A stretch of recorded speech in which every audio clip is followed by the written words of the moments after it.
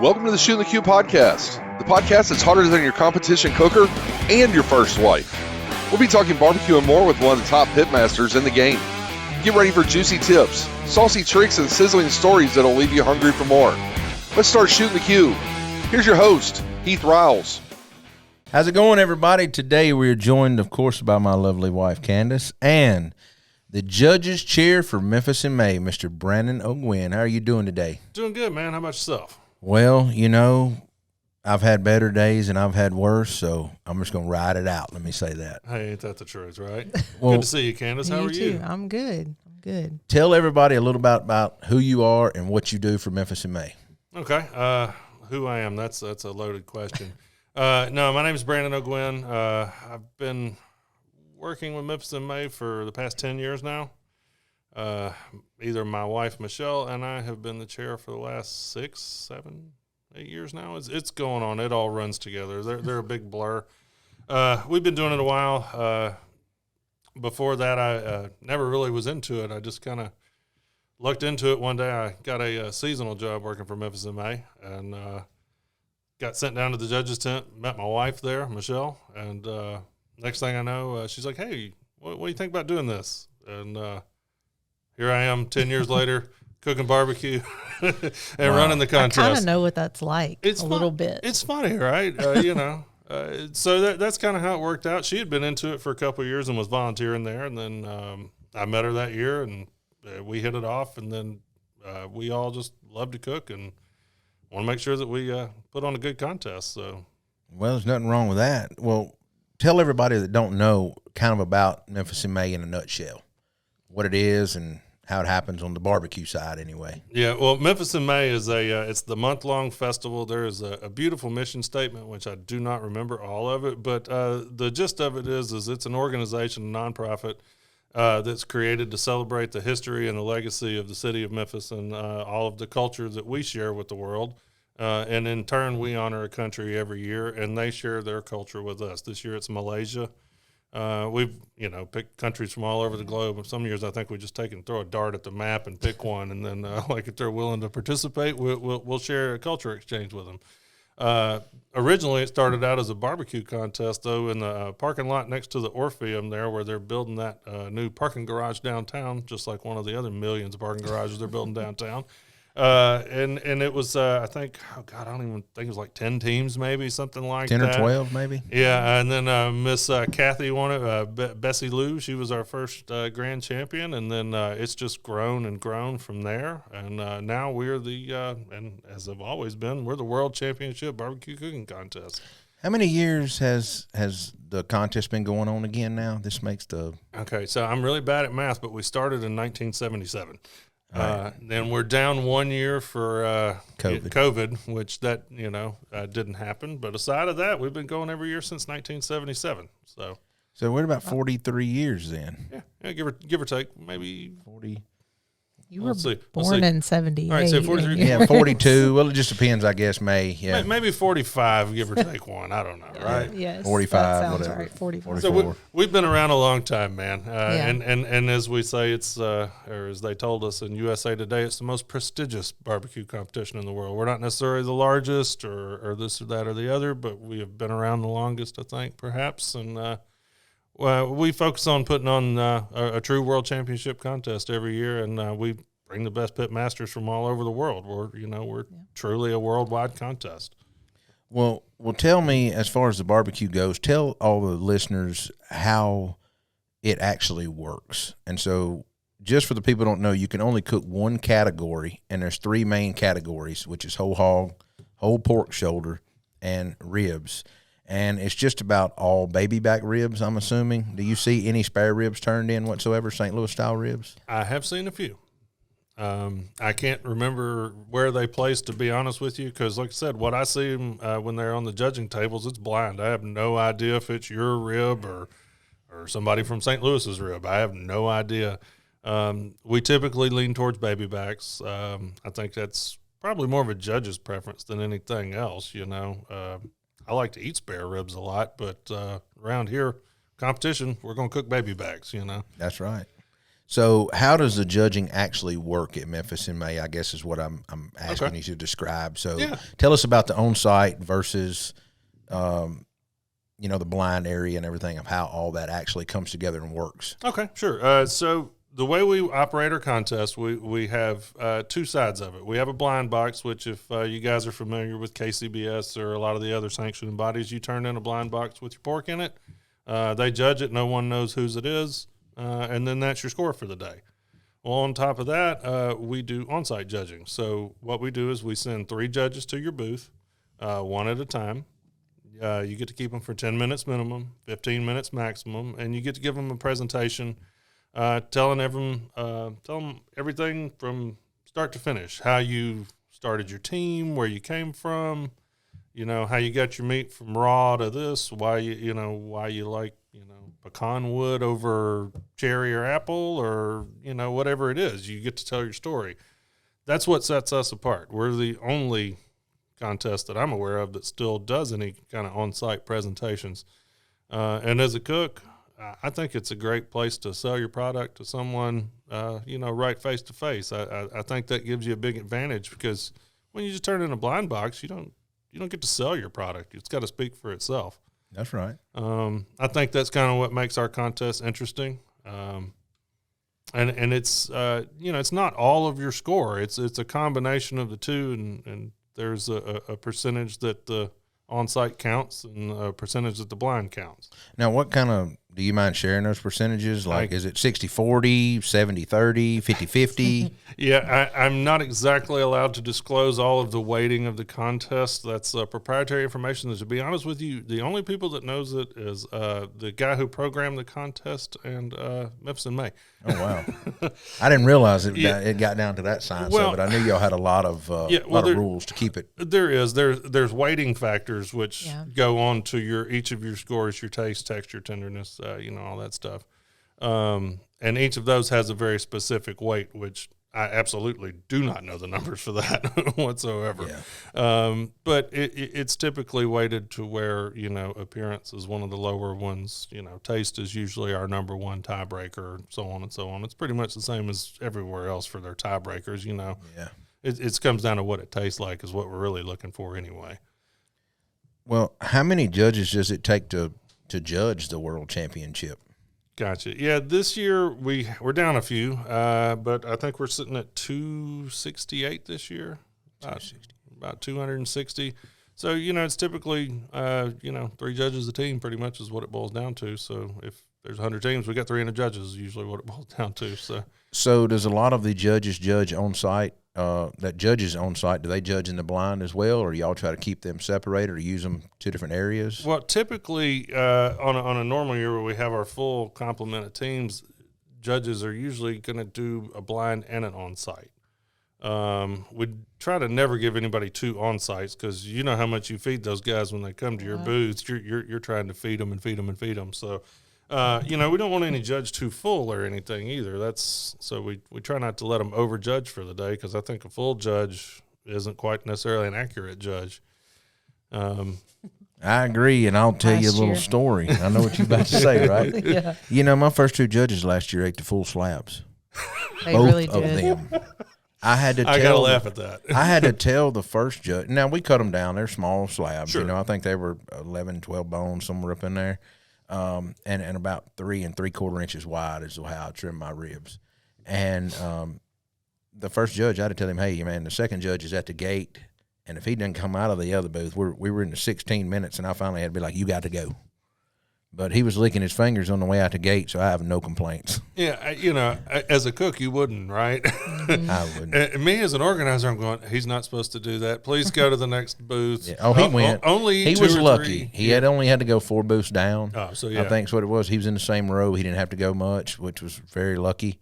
But, yeah, I know how that can hang up. I've been on the receiving end of the second judge not showing up or being able to seat them on time, and, you're – trying to stage those ribs to not burn them up, but you still want them to be warm, and you're trying to get them back on that pit for glazing, and all those minutes count, and people don't realize it when somebody's late, it starts stacking up on you. Oh, yeah. Well, that's, I try to tell even the teams in the cooks meeting, I was like, guys, it's on you to be on time because, it's just as much on y'all than it is on us. Because if you keep them 20 minutes, you're just as guilty as them for sitting there for 20 minutes, right? But 5 minutes late turns into an hour late for announcing things, us getting awards on time. I mean, all that stuff really does make a difference. That's our biggest thing you'll hear me harp about the entire time is being on time. I'd rather have them sitting out in front of your booth 5 minutes early, for the first judge than, running and being there just as soon as they're supposed to be there. That doesn't work well, because, like you said, minutes matter. And especially with ribs, I mean, if your judge is 15, 20 minutes late, that slab that you was ready to serve them, it might not be what you wanted to serve them anymore. That's exactly right. And, that brings up a good point, I guess. So for every 5 minutes a judge is behind, it's going to barrel roll downhill. Yep. And by the time it gets to awards, it's about 45 minutes to an hour off. Yeah. Because it throws every step off along the way. Yeah, exactly. One judge can ruin the entire contest for being late, and it's so think about it. We're keeping up with, 79 rib judges this year all at once. They all have to be where they're supposed to be. And then they all have to get back and give me those scorecards within a reasonable amount of time. They can't hang out and think about it for very long afterwards. They got to get back to the tent and get me those cards, because if I don't get them and start keying them, because I got to key all those cards, which we have 3 cards for every judge that comes in. So when you look at it, like over the whole weekend, I think we're going to key like 1,100 scorecards this year, 1,100, 1,200 scorecards. And that's down, So each one of those scorecards, if we're going fast, takes about 15, 20 seconds to key. If we're slowed down, they take 40 seconds to key. We're late again. So it's a very delicate balance for us to pull this off and get it on time. I guess I never really realized that. I mean, to be honest, I never put all that together, but all that makes a lot of sense, the way that rolls down. Yeah. I don't think a lot of people really, they know in depth. Right. They know how it works. They go, oh, I know I'm going to get my 3 judges. I know this and that and the other. I know how scoring is supposed to work. I know how this works. But you don't think about, like I said, 1 minute late here, 5 minutes late here. Or if the people keying the scores are slow, or something happens, or we have any sort of incident whatsoever, or we have a weather delay or anything, God forbid, happens down there. We don't want any lightning strikes or turn in. I swear, within 3 miles, y'all know what's going to happen, okay? I know. I'm just going to tell you all that right now. Well, you told us how many on-site judges, or was that total judges? That's total judges. So we split it up. So for on-site judges, it's 79 teams, we have 79 judges. So how many, I guess, tables will be in the blind area then? I guess it depends on what category, of course. Y'all run 6 entries per table? Yeah, it'd be 6 max per table. Some of them might be 5. Right, some of them might be 5. We won't typically have a table with anything less than 4. It's all on how the math works out. It tries to split it up. So most of the tables will have 6, and then it trends to 5 until it evens out and gets done. So if you want to do math, just take our number and divide by 6. And then when you get that, and just take the leftovers till you make more tables. If it's 10 left over out of that, you just split it in 2 5s, basically. Exactly. Makes a lot of sense. And what's the process for becoming a judge? They do have to go to training course and that type of thing. They can't just sign up and say, hey, I'm going to be a judge. No, a lot of them think when they're signing up to volunteer for me, they're getting to judge. That's a very it's a misnomer. I always tell them, just because it says judging, that don't mean you're eating. You're making them eat. No, but to be a judge for Memphis in May, you have to go to our class, which we put on in November every year. I think you did it for us. I did. I cooked right? for the judging class this year. Yeah, I was about to say, I thought I got you down there last year. Yeah, we try to give it to our local teams around here typically, to come in and give a little sample presentation. We give them a full breakdown of what's to be judged. Of course, we can't teach them flavor profile. That's the joys of having judges from all over the world. But we try to explain to them what we look for as far as, whole hog, shoulder, what should be in a box, what shouldn't be in a box. We try to show them some good blind boxes, give them a presentation so they can hear someone tell them about barbecue, because It's a lot for someone who's never judged before, especially. And you have a good mix. I feel like a lot of the judges have been around for a while. Oh, yeah. And then you do, of course, have your new people that want to learn, want to be a part of it. So, we're always glad to, have our judging class and bring our new ones in every year because, that's the continuation of this thing that we all love. That's what, that's what keeps this thing going is fresh new judges every year. Things like that. I know a lot of teams hate to see a new judge or this or that or the other. I can train a new judge. You can't train them old ones. Right. But I think we do try to get a good mix. We've got a really huge pool of judges that we, pull from. We have some that can't make it every year. We have some that do. I feel like this year we've got a pretty good mix of experienced judges and newer ones. Yeah. We've got, guys that have been judging with us since the 80s. And then I've got guys that this is their first year and they're asking all kinds of questions already. And I'm just as excited to talk to either one of them, That's cool. It's a fun thing, man. You get to meet everybody when you do what I do. And it's true. Well, how many, how are the judges routed to your on-site teams and all that? Do y'all have to do all that weeks in advance, I'm assuming, because there's so many entries and all that? Yeah. So our computer kind of does it. We have to coax it into what we need it to do. So we have to group the park up into zones. So we try to set zones of about 20 to 30 teams based on, location within the park, that sort of thing. That way the judge isn't walking from the north end of the park to the south end of the park back to the north end. It's really just to eliminate lost judges. It's going to randomize it within those teams anyway, because really all I want is, a judge to show up at 3 teams and it to go right and, it to be fair and be on time, right? I mean, aside of that, it doesn't really matter much to me who they judge or what. I just want it to be random, and that's what it truly is. It's got a seriously complicated computer algorithm that I can personally tell you has taken them many years to get right because we used to route it by hand. We did all the routing by hand for years and years, and over the past 3-4 years now, the computer's handled all the routing. So that removes any favoritism. So if someone says, "Oh, Brandon, you're the one who made me lose because you sent such and such," no, I didn't. The computer did. If I can remove that stuff like that out of the equation, it's better for me. It looks, it takes human error out of right. it, and it gives no assumption to anybody that anybody's helping anybody out, which right. is great in my opinion. Anytime you can do stuff like that, because you're always going to have these people out here that say negative things or post negative things. At the end of the day, the cream of the crop always rises to the top. It does not matter what organization you cook in or what athlete you are in what sport. The cream of the crop rises to the top. Shit floats. That's right. And it's like that every year. I have people come up to me at the end of the year every year, and they're like, "Oh, my God, man, why are my scores so bad? And what did I do?" And I'm like, "Well, I don't know what you did. I can't tell you what you did, but maybe you need to look at it, I'm going to guess that probably 80 to 85, maybe I'd even go 90% of the teams cooking that contest, I bet, does not understand how to dissect that score sheet to tell them what they did wrong. No, and honestly, I think that is something, if you're a team and you're not trained to be a judge, you're doing yourself a disservice as a competition cook. I agree. Because I don't think that you really understand what they're doing. I mean, there's only so much you can discern from it, if you don't get a comment card like on KCBS or MBN or something. You don't really know, but if all your texture scores are, 9s, 8s, Tells me tenderness was off. Tells you your tenderness is off. One way or the other. Right. Too tender and not too much. Right. And if you can't figure that out, get some of your buddies to take a look at it.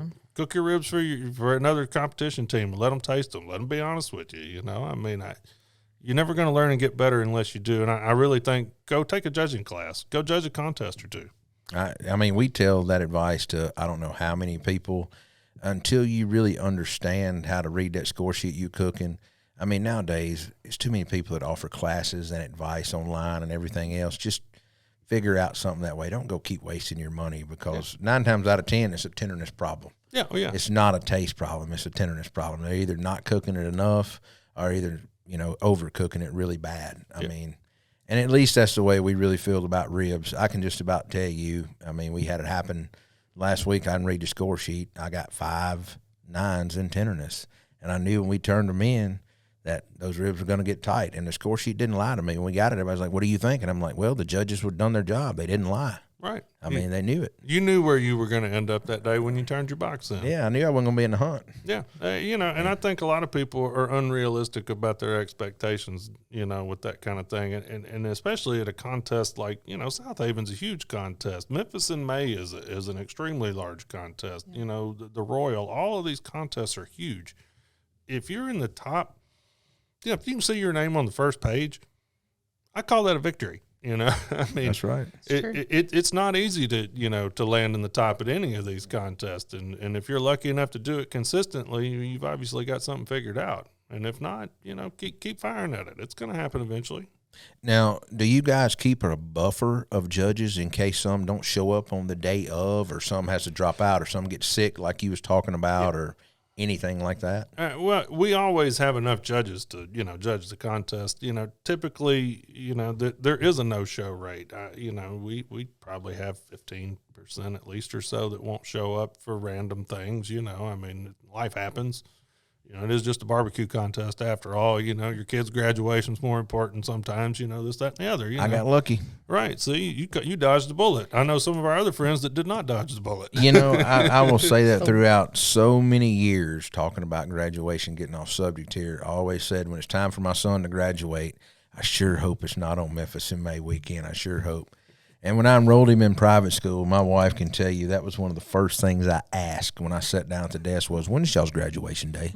And that's probably not something they're used to asking. No, and they were like, why? And I was like, well, Memphis in May, I want to make sure I'm just asking. I need to know what time frame here and all this kind of stuff, And it happens to be the weekend before, so I'm getting lucky this year. Right, you got lucky. But I have judges who last year they were like, listen, I'm going to be late on Saturday. I'm going to be there, but my kid's graduating at 10 in the morning. I was like, dude, It's okay. Just put your name on the list. I'll put you on a category. Was you there the year, you may have not have been, when Myron's, I think, daughter graduated, his stepdaughter, half-daughter graduated. He flew home, and that was when Nick and, what was the other gentleman's name was cooking with him? Started with a D. I can't remember his name. Not Doobie. Darby, maybe? I can't remember the older gentleman's name, but they turned it in and Myron left and they made finals. I do remember that though. That was kind of, maybe he left and got everything prepped and he flew out on Friday and flew back in early on a red eye Saturday morning for the contest. It was something, and they made finals. It was something to that mix, but I cannot remember. Yeah, but hey, man, life happens, and like I said, I mean, even a guy like Myron, he's got to run off and handle his family business. Family first. That's right. I mean, if something happens to my kid, I hate to break it to y'all, but I'm going to leave too. Yeah, you got to go to graduation. Luckily I got a few years to wait on that. My youngest is 8, so I don't have to worry about that yet. But his second grade program was Tuesday. Thank God it wasn't Friday this year. That's all I got to say. So we know how that is. Yeah, that's most people aren't used to going to their kids' school and going, now, when do you have this? Because we have a barbecue. And they're like, what? Oh, yeah. This is Memphis. We take this seriously. Sorry, guys. Well, talking about the judges sometimes having to show up late or come in late or whatever, what is y'all's process of selecting finals judges? Because finals don't start till you said about 2 o'clock on average, right? 2:30. Yeah, we say approximately 2. That's give or take. It's where we try to give you, plenty of time to get you noticed. That way, to shoot for 2 o'clock for rib finals to start. The way we pick finals judges, you have to have been with us for at least 10 years as a judge at Memphis in May. We just don't think it's fair to put a brand new judge judging that particular thing. Aside of that, there's really no other requirements. I just like you to have some time. I like to know that you're a good judge. If we've ever had any issues with you, you're probably not on the short list. Aside of that, we try to pick a true cross-section. So we try to get a couple of ladies. We try to get a couple gentlemen to do it. And we try to get people from all over the place. I try to pull at least 2 or 3 that aren't from Memphis. And then we always try to keep a Memphian on because, once again, it's Memphis. We got to have a Memphis person on there. But we try to mix it up a little bit. I've had final judges from all over the world. I mean, well, I didn't realize that that's pretty cool in my opinion that y'all try to keep it to seasoned judges. and talking about from all over. And I guess that leads me into my next question. How many international teams do we have cooking this year at Memphis in May? Okay, this year I want to say we have four to five this year, which we're back going again from thanks COVID, but we lost our international guys for a few years, and I know we finally got a couple of my really good friends are Australian judges. They're coming back this year. They haven't been able to get out of Australia for a couple of years. They're so happy to be back this year. I think that what's the gentleman, Toby, that they won like third place whole hog, second place whole hog? British Bulldogs? Yeah, the British Bulldogs. Are they cooking this year, right? They're back. They're back this year. We've got, I believe, Rusty Smoke out of Canada's back this year again. He did real well last year. He's a top 5 hog. I think we've got the Mexico barbecue team will be back again. Those guys are they know how to party, man. They do. They always come see me every year. What do we need to do? And I mix them up sauce, and I've given them rub, and I've given them injection, and I've given them my bag of tricks. A little finishing dust and this and that. And I remember one year we didn't make finals. And I was cooking shoulder, and they were cooking rib. And they run in the trailer and said, "We're out of sauce. We made finals. Make me up some more sauce. We need sauce." I'm like, "All right, go out of the trailer. Go out of the trailer. Let me make this up." You can't see this. It's okay. You can't see this. Can't see this ratio. I'm not dealing with the recipe. Yeah, no, but those guys are back. They're excited to be back too. I'm glad to see the international teams and judges back. We've got judges that come in every year. We've got a guy that's been coming from Holland, I think, for the last 8 or 9 years. We got a couple guys from England every year that come over. Like I said, we got some Australians that are coming back this year. We haven't had them in a few years. We got a couple Canadians. I've had a Canadian finals judge before. He's a really great judge. I wish he'd come back. Come on back, Dave, anytime. Hey, Dave, you talking about Dave Carr, right? Yep. Dave Carr is a great guy, actually. He used to come to Murfreesboro every year and judge because, closer to Canada. Yep. And he always done that, and we used to love sitting down and talking with Dave and stuff. And now that you say that, I've not seen him on the internet as much or on Facebook and I'm not and everything. I hadn't kept up with him over the last couple of years. Of course, we've been swamped, but if you're out there, Dave, reach out to us, man. Yeah, please, Dave. I'd like to hear from you. You know what? I've not thought about him in years. I'm glad. Yeah. I'm gonna reach out to him now that you've said that. I am. Well, there we go. What is the breakdown of teams this year cooking with, like, categories wise? You said we had 79 rib now. 79 ribs. We've added a couple of teams have flip flopped around, due to our park limitations this year. We got 34 hogs this year and 37 shoulders. So, we're not down a whole lot on our hog category from where we have been previously, and honestly, shoulders only down a few teams too. Yeah, what's it usually run? 42, 43, 44, something like that? Yeah, give or take. We're low 40s typically. I don't think we've been up to 50, and it's been a while. It's been a while, yeah. And of course, ribs took the biggest hit this year as far as teams that we've couldn't allow in this year, and that is an unfortunate situation. I mean, we could go on and talk about that forever, but instead of, being a Debbie Downer, I'm going to say things happen, and it's just part of the process, and maybe next year they'll figure something out for a bigger field. I hope that it will be back to more of a normal setting. We are already looking at ways to get more teams in the park. This has been something that has been a discussion since we've found out about this. So we are working to get more teams in. We have never had to turn teams away like that before, and it was not easy on the organization to have to do that. I'm glad I didn't play any part in that. I didn't want to be the hatchet man, and well, I'm sure didn't have to do that. I'm sure so many teams or so many people, seeing so much on the news about the park being renovated and this and that, and it's just.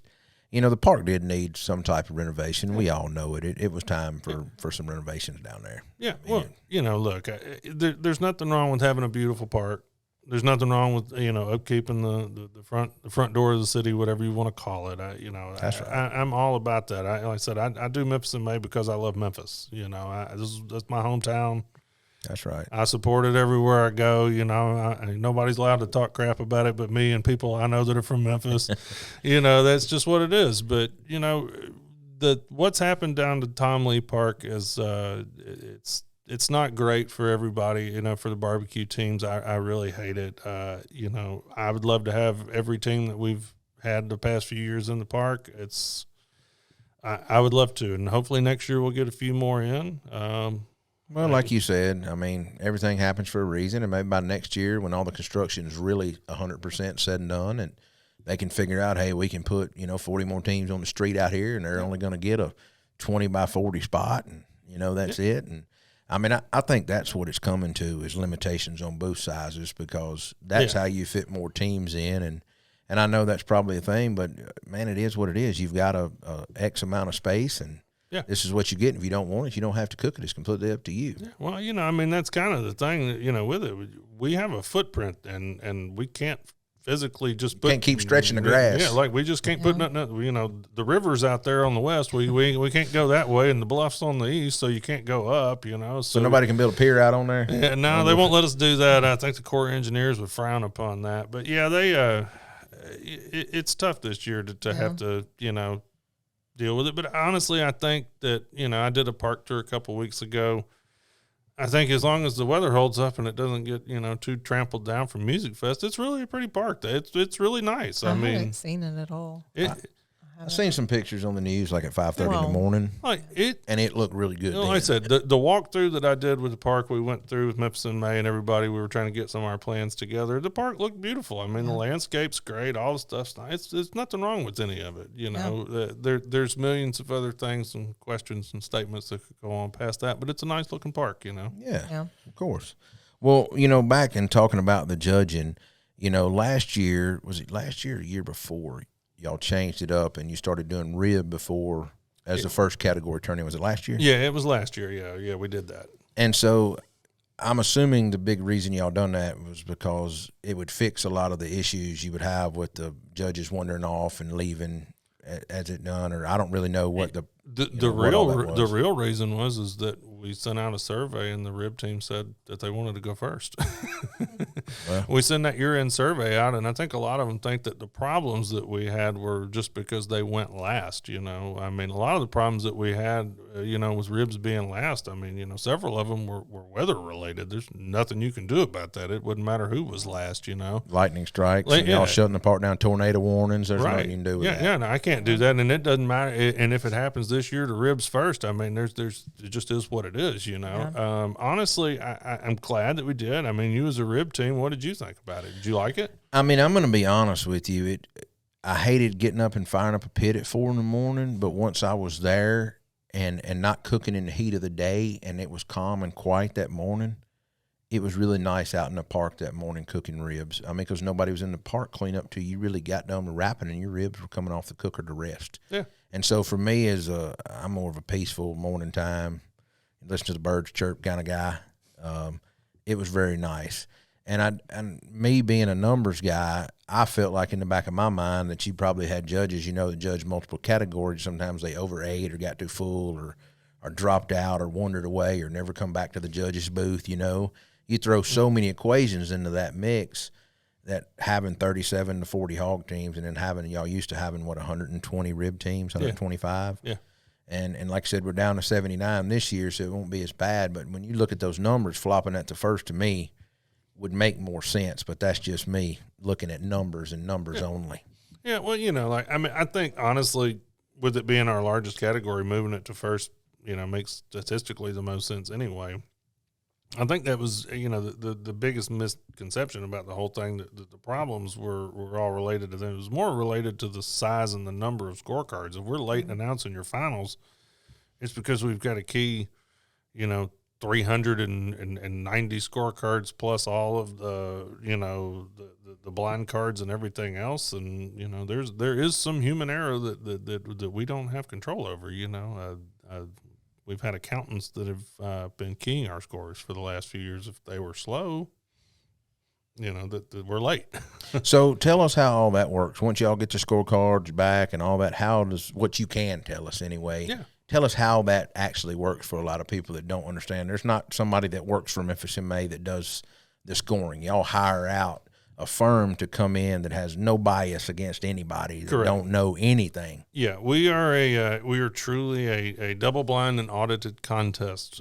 We have an outside firm. The past few years it had been KPMG. We had Watkins Uberall do it for us one year. We always try to get an accounting firm to come in and audit the results of the contest, just like they do the Emmys, the Oscars, all of the big things. Because, when you're giving away $25,000 grand prize money, you want to make sure those things are right, So the way it typically works is once they get done judging the blind scorecards at the blind table, we bring them in. They'll go ahead and start keying them in. When they get done with on-site, which, that takes, 15 minutes times 3 teams, plus time for them to bring it back and all that good stuff. You've had them out for an hour or so. I don't even get those cards back in for an hour 15. So, it'd be 12:15 or so before we even start keying them. Then we have to key all those cards. Once those get done, we have 2 sets of computers where we key the results at the same time. Get done, those both have to match. If they don't match, we have to find why they don't match. So does one person key in a set of cards and then those cards are handed to another computer down here and keyed in too, and if they don't match correct by 2 different people, it has to go back and be redone? Exactly. So we have 2 teams of accountants, 1 at each computer. We work the cards around the room. The first set of accountants keys it. You have 1 person keying, 1 person watching them key it to make sure that the numbers on the screen match the numbers on the card. Then they hand it to the next team. They do the same thing. When we get done, everything has to match exactly.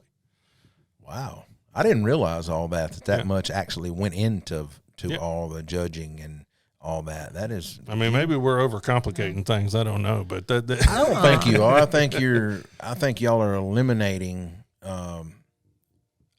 really a lot of the human error when you're going back and you're double checking yourself, and 2 different things are having to spit out the same thing to get the same result. And if they don't, then somebody's waving a flag going, oh, something's wrong when you got to recheck both of these. Exactly. And then we have to go back in and find where the one, and it might be like somebody entered a 9.65 instead of a 9.64 somewhere or something like that, and you're looking for one card, and that it's a needle in a haystack thing, Well, I have to ask this now that you brought it up. Have y'all ever caught yourself like that on being different? Well, yeah, man, honestly, that happens every year.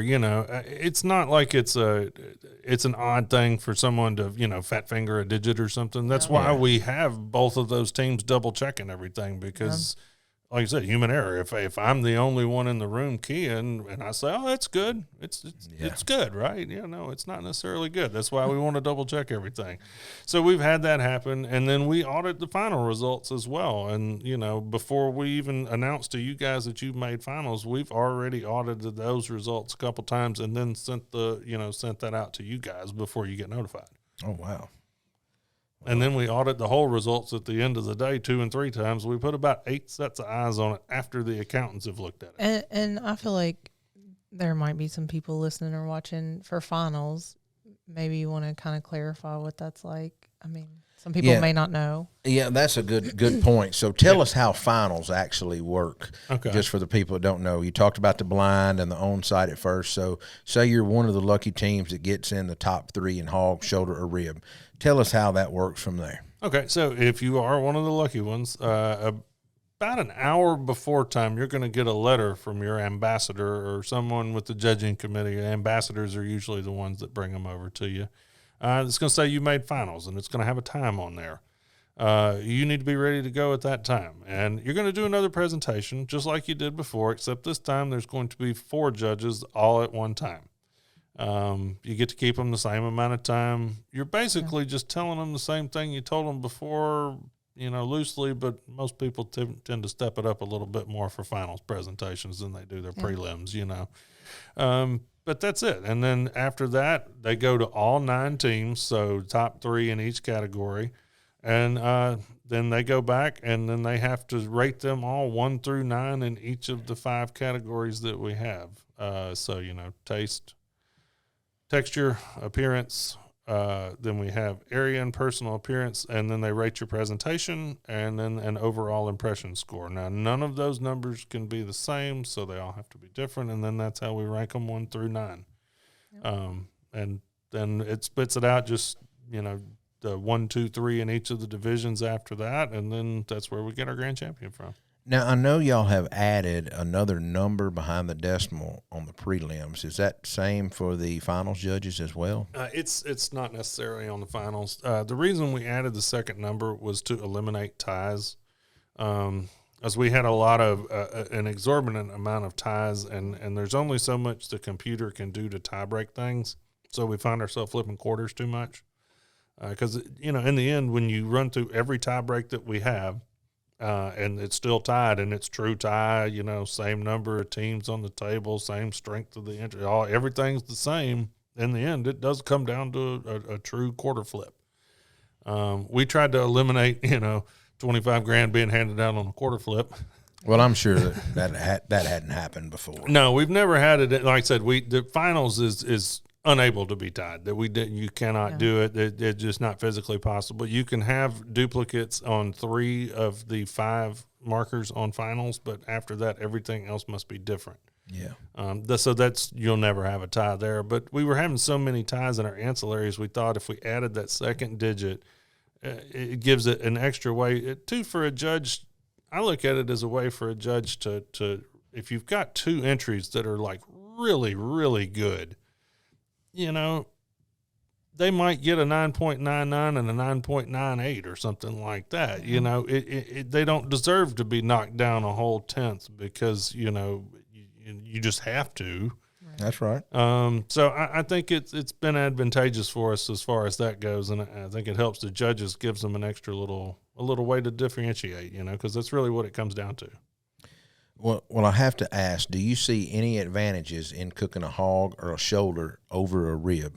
And the reason I ask that is because we all know a rib has eluded this contest from winning a grand champion since, if I'm not mistaken, 2002. I believe you're about right. Yeah, it's been over 20 years since we've had a rib win Memphis in May. Man, I wish I could tell you why.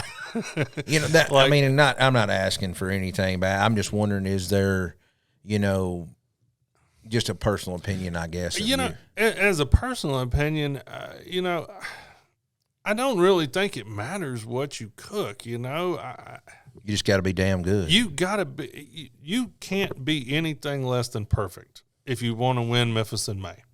If you want to win any of these major barbecue contests, if you want to win the Royal, if you want to win the Jack, if you want to win any of the big ones, you have to be perfect. I mean, you can't leave it up to chance. And I can't believe that we haven't had a rib nail it. I thought you had a shot last year, man. I saw your name in finals, and I said, "Oh boy, this might be the year." And I thought Mark West had it a couple of years ago. He final 3 firsts in a row. I thought he might have got it one of those years. I don't think the judges.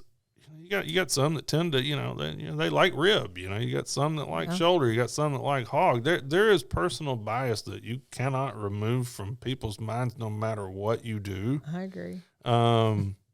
Me personally, I love to eat a rib, but I'm going to turn in a better shoulder at any contest that I'm going to turn in a better rib. That's just me. That's just what I cook better. But that's what I tend to. But you know how this goes. You've been doing this a long time. I have been doing it a long time, and when it really started eluding, who hadn't won Memphis in May with a rib and who's made finals before and who didn't do it, I took it on as a personal challenge, and maybe I shouldn't. I mean, you know what I mean? That's a tough pill to swallow. It really is. And I tell people, you probably know me. I'm hard-headed as hell. If you tell me I can't do it, then look out. I'm coming. Oh, yeah, I'm the same way. I'm going to try. Bullheaded anonymous one. And I been very fortunate, knock on wood. I believe I walked the stage every year that I cooked a hog or a shoulder but one, and it was when I was sick. Year before last when I cooked shoulder or something, I had the diverticulitis spell down there and was real sick. But I'm very fortunate, very blessed to have walked the stage that many years. Maybe it's a couple times I didn't walk it. And to be honest with you, I was not mature enough probably then to win that contest. I was not there. I felt like as a mature cook, and as I practiced more and as I've learned more about the meat and got into the science end of it and really understanding the reactions that the meat is going to have from the temperature outside to the smoke chamber and how consistent you run your pit. And I dig deeper and deeper into all this about rest times and all that, I can tell you there's a difference between products. Yeah. About, we were having a conversation before we started the podcast about holding ribs. Or even a while ago about, me not having enough rest time at South Haven, and I knew the tenderness wasn't right. I know what was wrong with it. And it was kind of like, you said you see my name on the scorecard last year when I made finals, and I was very blessed and lucky. Hope, knock on wood, I can try to do it again. But those finals ribs were not the prelim ribs that I had. I kind of got overexcited finaling at Memphis in May, didn't check those ribs in the cooler like I should have. They should have been returned back on the pit. They should have been more tender. I mean, I didn't have the tenderness to win that contest, and I'm a firm believer that tenderness wins contests. A lot of people have very good balanced flavors and taste. You just got to make sure that's right. Yeah. And, the tenderness just was not there for me last year. And so attention to detail this year, I'll be on it like a well-oiled sewing machine. You will not have to worry about it. Oh, yeah. Well, man, I think if you really want to win any of these contests, if your attention to detail slips that day, you're going to suffer. As long as you've been doing this, 10 minutes can kill you, or it can make you win the whole thing, as far as back to, teams rib not winning it. I don't know. I hope we're going to get it eventually. I like to see parity in it. I don't want to see the same faces on stage every year. I see the same faces on stage every year because they're good. They are. And people, I'd love to see somebody new get up there. Why? Keep practicing. You're going to get up there. Those guys are up there because they've worked at this craft for a long time, and it's every once in a while you might just get dumb luck up there, and it's going to happen. Somebody that doesn't necessarily deserve to get it might get it sometimes. I think that's like that at any contest, though. But I think that there isn't really much inherent bias towards one product. I think, to me, and I found this at most contests, I think it's really weather dependent. I agree with you too. I think if it's a sweltering hot day and man, the judges can barely, they got a fan on them everywhere they go. Your ribs got a lot better shot that day. I think personally, side of that, I'm a firm believer if the wind changes and the barometric pressure drops too much in the middle of the night, however the night was and the wind, how cool it was, it depends on how that rib's going to cook the next morning. And 9 times out of 10, if it's really breezy, that rib's going to get locked up, or it's going to lock up a lot faster than it would on that hot day. And, we're leading into Memphis in May, and as you know, I'm still in a hoodie here. You're in a long-sleeve shirt. We're still running, upper 70s, and I think next week we're supposed to get in the low 80s. Yeah. And some Memphis in Mays, we were talking about it last night. We're running 95 and 100 degrees out there like last year. Yeah. Well, if you don't think this is fitting to throw everything off going back to an 80-degree day, I keep track of the temperature outside and everything else and timing. All that matters. Yeah, I'm glad I'm not the only one who does that. Right? Oh, no, Brandon. There have been cold Memphis and Mays. There has been. Oh, yeah. Chilly. A couple of years ago, I was working there. It snowed on me one night. Legit got snow. This is Memphis, man. Come on. Are you kidding me? Well, it seems like everything, the weather patterns are changing a little bit, and we talk about this with duck hunting like I do in Arkansas. It seems like the flyway has shifted. Used to everything come down from Canada, all the birds, and right on the flyway, right? Arkansas was just locked up with birds. And if we've seen over the last 10 years, even with tornadoes, everything is changing our way, and it's coming out of still tornadoes in Oklahoma and Arkansas, but we're seeing more in our area now than we ever have. Yeah, well, and it's got to do with weather patterns. Have you noticed how much more severe thunderstorms we've had just right here this year? This year has been exceptionally weird for the Memphis area. Like I said, dude, it's April, and we're sitting around, all of us, in hoodies. That's not normal for here. Normally I'm like, get out of the way, I need shorts. I'm opening the pool next week. Pools usually are open on May the 1st. Yeah. I'm still going to try to open mine. I guess my kid will be the only one dumb enough to get in it. But open it, it'll just be cold. Yeah, just be cold. Well, I guess, Brandon, is there any advice you would like to give any new teams out there that's going to be cooking Memphis in May for the first time, or maybe a team that didn't get selected, they cooked one time before and might be back next year? Any advice on the contest? Oh man, I could write books on the amount of advice that I could give you for the contest. I think the biggest key to that I can tell anyone is don't let the show fool you. You're still just cooking barbecue. You just got to tell somebody about it. And I know you tell your friends about it all the time, because anybody that's ever cooked barbecue has always called their buddy and said, dude, you got to come eat this or whatever, So it's not anything different, Don't think because it is the world championship or whatever, don't try to do stuff that's not in your wheelhouse. Don't try to pull out the new tricks.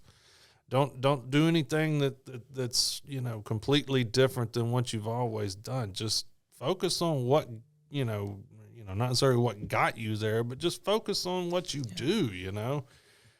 And don't let the show factor intimidate you, which it's a lot easier said than done. That's a big stage. It's a big shining event, and there's so many great cooks there. And, don't get starstruck when my God, you might end up on a table against Heath or Myron or somebody like that. You can't let it Well, I'm not no star, so let's back up there. Oh, come on, buddy. I'm just a normal dude. No, look, I think a lot of people, they say, oh, if you're not on TV, you're not going to win the contest down there. I hear that all the time on social media. If you're not on this or you're not on this, you're not going to win down there. That's absolutely not true. I know it's not. Cook a good product. Give a solid presentation, be on time, do the most basic things, and then don't get too drunk on Friday. I don't know what else to say besides that. It's a hard party down there. Take it easy. Party Thursday. Yeah. Party Thursday. Yeah. You party the beginning of the week. You get serious on Friday. I saw in the packs this year, they're being proactive. They had the IV nurses already in the Memphis and May packs. You can reserve your spot for your IV that you need. So we're serious about this around here, y'all. You know what? Yeah. Can you book me one for Thursday and Friday? I'm not even going to be drinking that much, but it don't never hurt to get those kind of hydration things. No, I ain't going to lie. I had her come through and do half of my team last year, because our team, man, I want to commend them while I'm on here. It was hot last year. It was we had, luckily last year we had air conditioning in the building. Thank you to whoever at Memphis and May pulled the trigger to not let us suffocate in that hot building last year. But we have such a great team that works with this. It's not just, my wife and I that run judging. We got 60 people that work for us. We got a leadership team of about 5 or 10 people who have been with us for the past 10 years, who are dedicated to this. They put in a lot of work. Charlie and Mary and Tammy and I can name them all. Miss Rita. A lot of these guys. Angela Denton. She's working for us now. A lot of these guys, they do such good stuff for us. They are excited to be there every year. But, man, they needed an IV last year. We're running all over that park. We don't sit down. Like I said, we have to deal with, like I said, you get dehydrated quick. No, dude, that was, speaking of good advice, like beer water, mix it up a little bit. Stay hydrated. Don't let yourself take yourself out of the game, True. I have a rule down there, believe it or not. I don't drink on Friday. I don't blame you. I don't drink on Saturday. Until it's all said and done and everything's over with. I'll have a few cocktails on Thursday, but I won't get loose or anything. It's business to me. Well, look, if you're really there to win the thing, don't let nothing get in your way. That's on you, I'll be at home by 5 o'clock on Friday, sitting on my couch. The shoulder and hog cooks are pissed at you for that. But aside of that, right, you're good to go. Well, I can teach them how to cook hot and fast if they want to, or low and slow, and put it on and walk away. That's right. No, I tell you, man, it's always an adventure down there. It's a great thing to be a part of. If you're new or coming into town, enjoy what we got to offer here. It's we got a great city, lots of cool things to check out. Plus the contest is awesome. You never have to really leave Tom Lee if you don't want to, You really don't. We're going to have a great time. If you're new, if you have any questions, like I said, or new or old team, you can always reach out to us. We're available. You can reach out to us through the judging email at Memphis and May. I'll answer your question January 1st just as much as I will on May the 1st. I got no problems with that. We're happy to answer anything for anybody. I field calls all week long from different teams and things about, can I put this in my box? Can I not put this in the box? That's, can I do this for ancillary? Is that okay? Can I do this? That, I bet you do get a lot of ancillary questions, right? I hardly get any questions about pork. I mean, like everybody pretty much knows what to do there. But yeah, no, I get a million questions about ancillary, and they're all usually related. And it's all related to the fact that we don't allow non-edible garnish in our boxes there. So you can't put anything on a skewer. You can't put anything with a toothpick in it. You can't have bowls or cups or anything in your blind boxes. It's a food safety issue is why we've done that. If you can't eat it, you can't put it in the box. But people call me and ask me all kinds of things. Like, if I do oysters, can I put the shells in the box? Yeah, it's part of the entry, You just try not to do things that don't belong. People's going to know not to eat the oyster shell. Right. Well, somebody said something the other day, and I was like, if you'll eat it in front of me, if you'll bring it in the tent and eat it in front of me, you can put it in the box. Like, I don't know what else to tell you. Like, if you'll eat the 2x4, you can put it in the box. It'd probably be some hard-headed dude trying to chew the end of it. That's kind of the thing. That's us barbecue folks are unique, and Well, Brandon, is there anything else you'd like telling teams? Tell us where we can find you at and all that. You mentioned your email. Yeah, it's WCBCC Judging at memphisandmay.org if you need to reach us out that way. Once you get into the park, if you're a team or whatever, my phone number is posted in the book. I'm not going to put that out on the podcast. We'll flash it on the screen for all y'all. Yeah, for all y'all who want to know. But now you can reach out anytime. We're available through that. Like I said, any team's got any issues or anything, if I don't know the answer, I'll put you in contact with who you need to be in contact with.